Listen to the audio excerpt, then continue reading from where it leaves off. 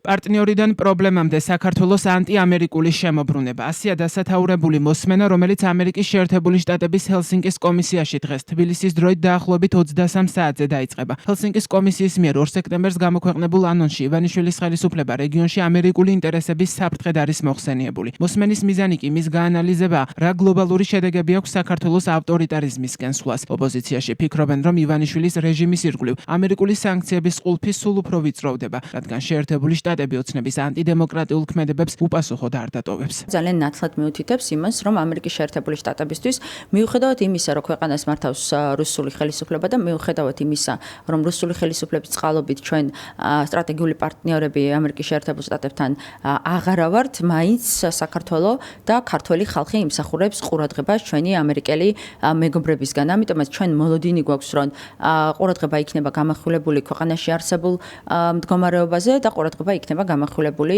მეგობარ აქტზე, სანქციების პაკეტზე, რომელსაც ჩვენ ველით ამერიკის შეერთებული შტატებისგან პერსონალურად ქართული ოცნების ლიდერებზე და ქართული ოცნების იმ ადამიანებზე, რომლებიც რეჟიმს ეხმარებიან ძალაუფლების შენარჩუნებაში. პირველ რიგში მნიშვნელოვანია ის, რომ ჩვენი სტრატეგიული პარტნიორების და შეერთებული შტატების ინტერესი არ ნელდება საქართველოსთან მიმართებაში და ზეწოლის პოლიტიკა არალეგიტიმურ ხელისუფლებაზე გრძელდება.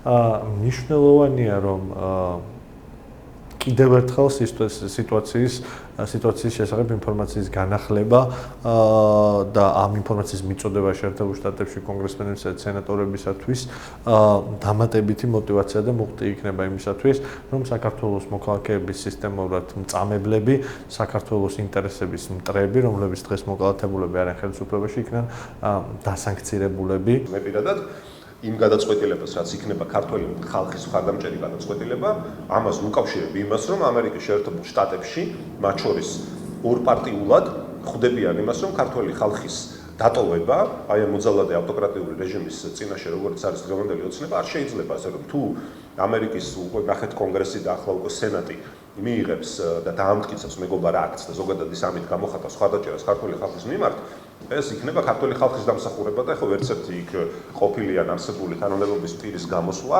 ამაში რაღაც განსაკუთრებულ როლს ვერ შეიტანს. ჰელსინკის კომისიაში ჩანიშნულ მოსმენაზე ოცნების წევრები კომენტარს ძირითადად ჩინეთთან სტრატეგიული პარტნიორობის კონტექსტში აკეთებენ. კომისიის მიერ გამოქვეყნებულ ანონსში ნათქვამი იყო, რომ მმართველი პარტია ქვეყანას რუსული ორბიტისკენ უბიძგებს და კავშირებს ამერიკის მოწინააღმდეგეებთან, მათ შორის ჩინეთთან ამყარებს. ტექსტის თანახმად ივანიშვილის ხელისუფლება ჩინური ინვესტიციების მოზიდვასაც ცდილობს და ბლოკავს ამერიკულ ბიზნესს, შუა დერეფნის გზით ვაჭრობასა და ცენტრალური აზიის იშვიათ მინერალებს ეწოდომაში. ოცნებაში კომენტარს ჰელსინკის კომისიის განცხადების სწორედ ამ ნაწილზე აკეთებენ და ამბობენ, რომ საქართველოსთვის ჩინეთთან ეკონომიკური თანამშრომლობა მნიშვნელოვანია. ჩვენ თუ დააკვირდებით, ასევე მეზობელი ქვეყნებიც ყველა მიესწრაფვის იმისკენ, რომ ჩინეთთან კონდეს კარგი ურთიერთობები, ყველანაირი მიმართულებით, შესაბამისად ჩვენ არაერთხელ გავაკეთეთ განმარტება იმასთან დაკავშირებით, რომ ჩინეთთან სტრატეგიული პარტნიორობა, ეკონომიკური თანამშრომლობა არის ძალიან მნიშვნელოვანი და ამას მხოლოდ და მხოლოდ მივესალმებით. ეხლა აგენტურას რა სურვილი აქვს და